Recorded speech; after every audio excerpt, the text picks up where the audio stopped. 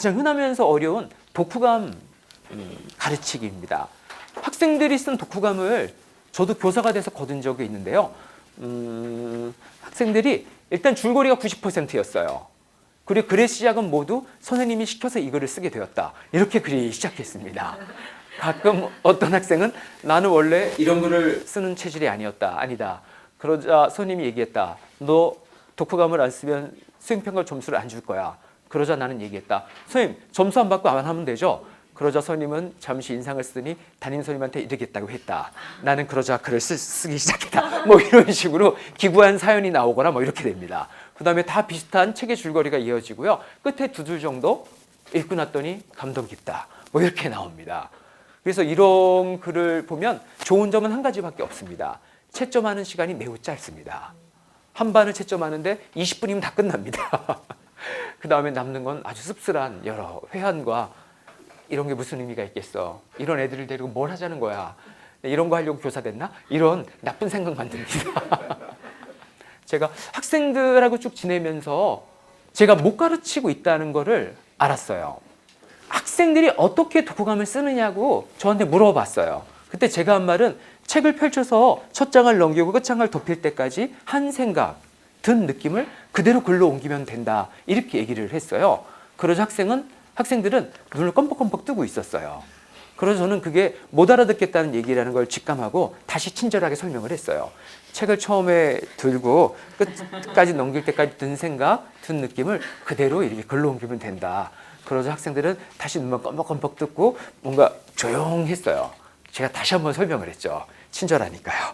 다시 한번 책장을 펼쳐서 첫 장을 펼쳐서 끝 장을 넘길 때까지 그 내용을 이제 그대로 옮기면 된다. 그래도 학생들이 못 알아듣게 되는 표정이었어요. 그러다 저는 칠판을 때리면서 왜 못 알아듣는 거야? 이렇게 화를 냈어요. 그래서 학생들이 고개를 끄덕이면서 다 알아들었다고 이제 얘기를 했어요. 그리고 학생들 글을 받았더니 5명 정도가 독후감 같은 글을 써온 거예요. 나머지 3, 40명 정도 되는 아이들은 분석 갱유를 해도 아깝지 않은 글들을 써왔어요. 진시황의 마음이 공감이 됐어요. 이런 글은 다 태워버려야 돼. 뭐 이런 생각이 들었습니다. 그렇게 하고 1년이 지났는데요. 그 중에 그때 저는 반에서 글을 되게 잘 쓰는 서너 명의 학생들이 있었거든요. 그 서너 명 글을 잘 쓰는 학생들을 제 마음의 기둥 삼아서 이렇게 저를 위로하면서 이렇게 지냈어요. 그래, 쟤네들은 훌륭한 글을 써내지 않느냐. 내가 잘못된 게 아니야. 딴 애들이 부족한 거야. 이런 생각을 이제 했는데요. 그 고등학교 2학년이었던 친구가 고3을 올라가면서 저한테 인사를 왔어요. 원래 이렇게 예쁨 받고 착한 학생들 인사를 오잖아요. 그래서 이제 넌 잘 될 거야 이런 덕담을 해주고, 근데 걔가 딱 올라가면서 하는 말이 선생님 그래도 독후감을 어떻게 써야 되는지 잘 모르겠어요. 이렇게 얘기를 하는 거죠. 그 말이 저한테는 상처였어요. 제 수업의 에이스, 제 마음의 기둥이 얘가 이런 소리를 하면 안 되는데 그래서 저는 그 겨울에 계속 돌아봤어요. 걔 말이 계속 머릿속에 울려가지고 제가 1년 동안 가르쳤던 필름을 계속 되감기를 하고 다시 재생을 하면서 내가 가르치는 모습이 어땠던가 쫙 돌려보니까 뭔가 보였어요. 학생들은 저한테 일관되게 어떻게 써야 되는지를 모르겠다고 얘기했어요. 저는 계속 뭔가를 가르쳤어요. 학생들은 계속 그래도 어떻게 해야 되는지 모른다고 얘기했어요. 그리고 어느 순간 제가 화를 내고 정리가 됐어요. 그러니까 저는 산이 이렇게 있으면 산을 쭉 올라가는데 이 정상으로 올라가면 돼 라고 얘기를 한 거죠. 학생들은 정상까지 올라가라는 말은 알아듣겠는데 어떻게 해야 정상까지 올라갈 수 있는지 그 과정을 모르겠다고 저한테 얘기를 했는데 저는 계속 정상으로 올라가면 돼, 저기 올라가면 돼 이렇게 얘기를 했던 거였어요. 왜 제가 잘 가르치고 싶었는데 이런 식으로 결과만 제시하고 과정을 안내하지 않았을까 돌아봤거든요. 실패했다는 생각이 들어서 돌아봤어요. 안 그러려고 했는데 왜 이랬지? 돌아봤더니 제가 그런 식으로 초등학교, 중학교, 고등학교, 대학도 그런 식으로 배웠던 거였어요. 대학 때 글쓰기를 배울 때도 전 국어교육과 출신인데 우리 선생님들이 어떻게 글을 써야 되는지 과정 이런 거 가르쳐주지 않았어요. 그냥 써와라 이랬어요. 그러면 도서관에 가서 애들이 막 비슷한 책을 찾고 문학 비평을 찾고 막 이렇게 하면서 나름 흉내를 내서 이렇게 써와요. 그러면 되는 애는 되고 안 되는 애는 안 됐어요. 그런 방법으로 제가 교육을 받았기 때문에 그러니까 엘리트를 가르치는 방법이었던 거죠. 원래 그냥 던져주면 되는 애들이 있습니다. 인재 발굴할 때는 좋은 방법인데 이런 민주주의 시대에 보편적인 학생들을 보편적으로 성장시켜야 되는 이런 교육 시대에는 어울리는 방법은 아니죠. 모두가 다 주권자이고 모두가 다 귀한 집 자식들인 거죠. 그리고 제가 여러 가지 논문과 자료를 찾았어요. 근데 독후감에 관한 글들이 굉장히 많이 몇십 년 동안 나왔는데 그 어떤 글도 과정을 온전하게 지도하는 방법을 안내하는 자료가 없었어요. 참 신기하다 했어요. 그 많은 교과교육 논문들이 이거 하나 안 하고 있었구나 생각을 했고요. 그 여러 과정을 겪고 제가 이제 찾아낸 방법은요. 학생들에게 글의 구성을 가르쳐야 됩니다. 전통적으로 제가 배워왔던 방법은요. 3단 구성, 4단 구성, 기승전결 이렇게 성공한 글에 공통적으로 해당하는 구조를 추출해냅니다. 그리고 이것을 지식으로 가르쳐 줍니다. 그래서 성공한 글들을 모아놓고 구조 분석을 했더니 3단 구성, 4단 구성 뭐 이런 게 성공한 글의 특징이다. 그러니까 너도 3단 구성이나 4단 구성으로 써보렴. 뭐 이렇게 하는 거죠. 이렇게 가르쳐 주면 그 지식을 활용해서 학생이 글을 잘 써야 되는데 그렇게 가르쳐 주면 이 지식이 머리에 눌려가지고 애들이 겁먹어서 더 못 씁니다. 이걸 활용할 줄 아는 아이는 반에서 하나 둘 정도밖에 없었습니다. 흔히 이렇게 구성을 가르치고 서론 쓰는 방법 5가지, 본론 쓰는 방법 7가지, 결론 쓰는 방법 6가지 이런 식으로 알려주고 이제 써보라고 하는데 이 방법으로 가르쳤을 때 저는 거의 우리나라 학교에서 실패한다는 것을 확인을 했습니다. 글의 구성은 그렇게 익혀지지 않더라고요. 한반 아이들, 그 또래 아이들이 쓴 글 중에 성공한 글이 있습니다. 만약 독후감 쓰기를 가르치고 싶으면 또래 아이들이 쓴 글 중에 성공한 글을 20편을 교사가 갖고 있어야 됩니다.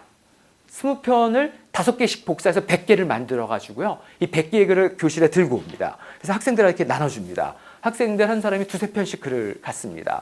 그래서 학생들이 글을 갖고 20분은 그냥 읽습니다. 20분 읽고 난 다음에 자기 마음에 드는 글 한 편을 고르라고 합니다. 그 글을 학생이 고릅니다. 그 다음에 너 마음에 드는 그 글이 어떻게 쓰여졌는지 그 구조를 분석해 보라고 학생한테 시킵니다. 그럼 일단 학생이 구조 분석을 어떻게 하냐고 묻습니다. 그러면 그 글을 처음에 어떻게 시작했고 5줄마다 무슨 내용이 있는지를 한번 이렇게 한 줄씩 써봐라. 이러면 학생이 대충 구조 분석을 하게 됩니다. 그럼 책 내용과 관련된 자기 생각, 자기 경험을 어떻게 이제 잘 엮어가지고 한 편의 독후감을 쓰는지 아이가 대략 감을 잡습니다. 너 마음에 들었다는 그 글처럼 그 글을 흉내내서 너가 읽은 책을 너 방식대로 한번 써봐라 이렇게 얘기를 합니다. 그러면 자기 마음에 든 글을 두고 글의 구조를 분석했잖아요. 이 내용은 이 학생이 기억합니다. 그래서 이걸 흉내내서 하다 보면은 자기가 구현할 수 있는 구성대로 글쓰기가 이제 됩니다. 이게 제가 학생들하고 가르치면서 찾아낸 방법입니다. 또래 아이들이 쓴 훌륭한 글이라는 것이 중요합니다. 신영복 선생 같은 훌륭한 분이 쓴 글로도 제가 해봤는데 결과가 나빴습니다.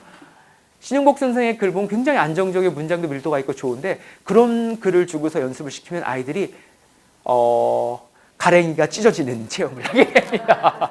그런 문장이나 그런 글의 구성은 지적인 깊이가 있어야 되더라고요. 그리고 나이대에 따라 쓸 수 있는 어휘가 다릅니다. 논리 전개법이 다르고 그래가지고요. 지식인들이나 문인이 쓴 글을 주는 것은 잘 되지 않았고요. 신문 글도 잘 되지 않았습니다. 신문글 같은 경우는 대단히 압축할 수 있는 능력이 뛰어난 사람만이 그거를 갖고 공부를 할 수가 있거든요. 애들 그거 잘 못합니다. 학생들이요. 그래서 또래 아이들이 쓴 글 20편을 확보하고 이걸 5개씩 복사해서 100개를 들고 가가지고 여기서 마음에 드는 글을 고르고 이 글을 구조 분석해서 그 글의 구성처럼 한번 흉내내서 써봐라 라고 했을 때 비로소 독후감다운 독후감이 이제 탄생하게 됩니다. 제가 간단하게 못한 말을 살짝 정리하고 마무리를 하겠습니다. 독후감 쓰기를 할 때 우리가 흔히 동기를 쓰고 줄거리를 쓰고 감상을 쓰는 구성을 어디선가 이렇게 배운 기억이 있습니다. 제가 가르친 경험으로 그리고 제가 공부한 내용으로는 이 구성은 학교 글쓰기에서는 실패하는 글쓰기 방식입니다. 동기를 쓰라고 하면 나 선생님이 시켜서 이거를 쓰게 되었다 이렇게 쓰기 때문입니다. 그러면 이게 고구마 줄기처럼 생각은 첫 문장이 어떤 문장이 나왔는가에 따라서 그 이후에 생각의 고리가 이렇게 쭉 딸려 나옵니다. 고구마를 잡고 딱 따면 고구마가 주르륵 딸려 나오듯이 첫 번째 어떤 말을 했는지가 딸려 나옵니다. 저도 옛날에 누가 이렇게 얘기했을 때 첫 번째 문장을 얘기를 하나 잘못 끝내면 이상하게 왜 이야기를 하는 걸까? 근데 계속 그 이야기를 해가지고 망친 적이 있습니다. 그래서 첫 문장이 되게 중요한데요. 작가들이 첫 문장을 쓰고 종이를 자꾸 찢어서 버리고 요즘에는 자꾸 지웠다가 새로 쓰는데 어느 정도 쓰면 흐름을 타서 잘 나갑니다. 원래 글쓰기가 그렇습니다. 그래서 첫 문장이 이상하면 그 뒤에 글쓰기는 망합니다. 선생님이 시켜서 이거를 쓰게 되었다, 숙제여서 이거를 쓰게 되었다라고 하면 그 뒤는 당연히 뻔한 줄거리가 이어지게 되고요. 여기까지 뻔한 줄거리를 길게 써놓으면 끝에 감상은 그 학생이 읽고 분명히 느낀 게 있는데 그 감상이 글로 표현될 수가 없습니다. 글의 흐름이 어떤 기운을 만들기 때문에요. 그래서 동기 줄거리 감상의 구성은 학교에서 쓰지 않아야 되는 겁니다. 학교 바깥에서 자유롭게 어느 순간 책을 읽고 너무 느낌이 좋아가지고 문득 이제 글을 쓰게 됐을 때 이런 운명적인 순간에나 써야 되는 방법입니다.